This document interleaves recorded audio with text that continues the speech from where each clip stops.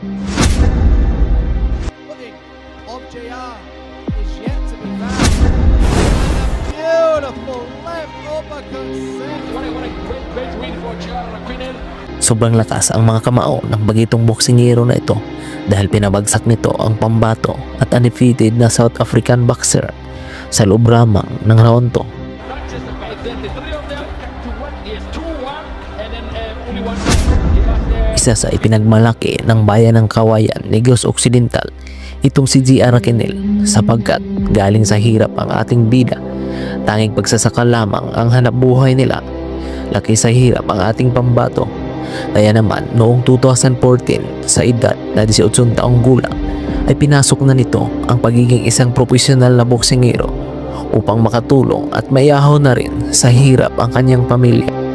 Unang sabak nga niya dito bilang isang profesional na boksingero ay nakapagtala agad ito ng mga sunod-sunod at impresibong panalo hanggang 2018. Oh, nice body. Nice body. Bago makakat ay si Intercontinental Super Flyweight Champion partner. Noong October 23, 2022 ay itinapat na nga ito sa malakas at undefeated na boksingero ng South Africa na si Landigit Siki. Kaya naman walang takot ang ating kababayan na dumayo sa baluarte ng kalaban sa South Africa. Hindi basta-basta ang African boxer na ito, bukod sa undefeated ay marami na rin itong pinatumba sa ibabaw ng luna. Sa hindi pa nagsisimula ang laban, ang African boxer ay may kartada na 9 na panalo, 8 talo at 5 panalo sa pamamagitan ng KO. Habang ang ating pambato sa panahon pong ito ay may kartada na 12 panalo, 2 talo at 9 na panalo sa pamamagitan ng KO. Ginanap ang kanilang laban sa baluarte pa mismo ng kalaban. Sa round 1 ay bagsak agad ang kalaban, ngunit hindi ito binilangan at suminyas lang ang referee na nadulas lang daw ang African boxer.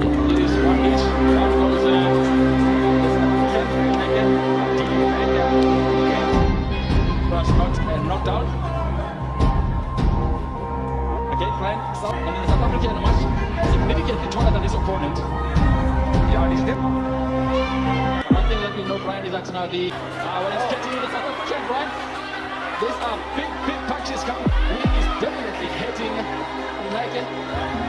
Jag mixar däcken och slaget. And I'm looking at his body, Brian. Warm up. I can see the sweat on his body. There's another thing. Like it. Vi såg den earlier on as well, Pitway. Yeah.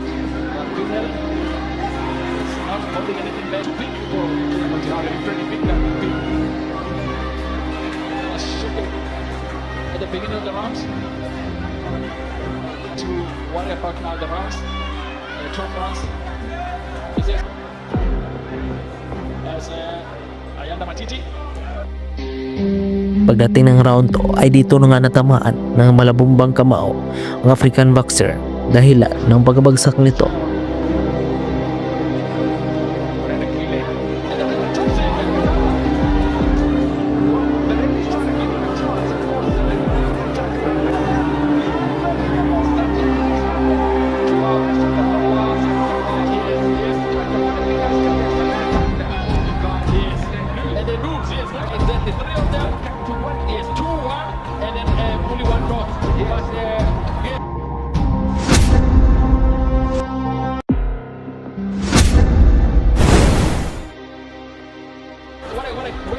At nagawa pa nga itong tumayo at ipinagpatuloy ang laban.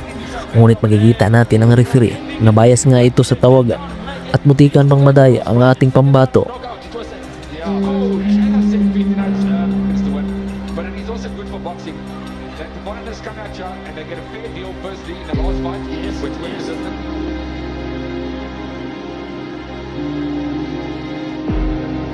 Noong June 24, 2023, dumayo umuli ang ating bida sa Pakistan Boxing Council sa bansang Pakistan.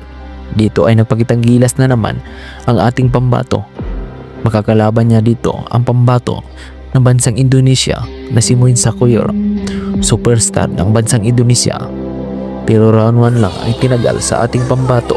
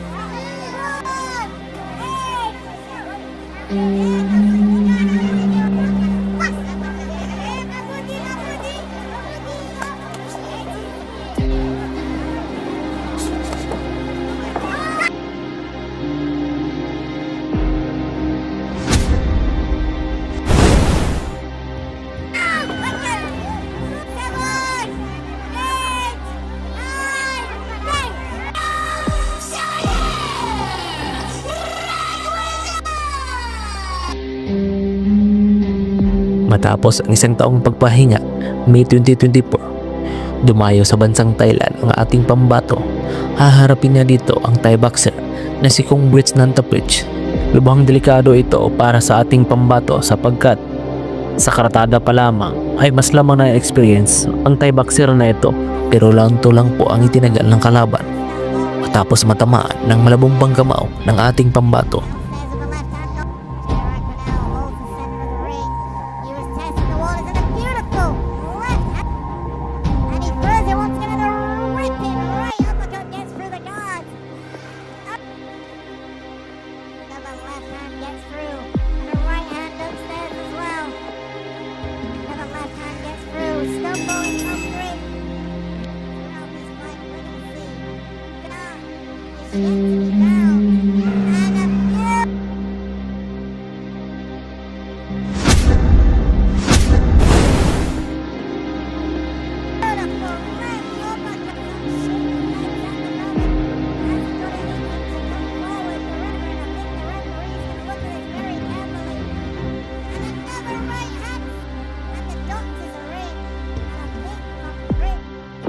Kawawa ang sinapit ng Thai boxer.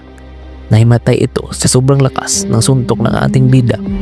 Malayo talaga ang mararating ng Pinoy boxer na ito at kaabang-abang ito sa mga susunod na laban. Ngayong Mayo 10, magkakalaban niya na dito ang Indian boxer. Kaya naman mga idol ay patuloy nating suportahan ang ating kababayan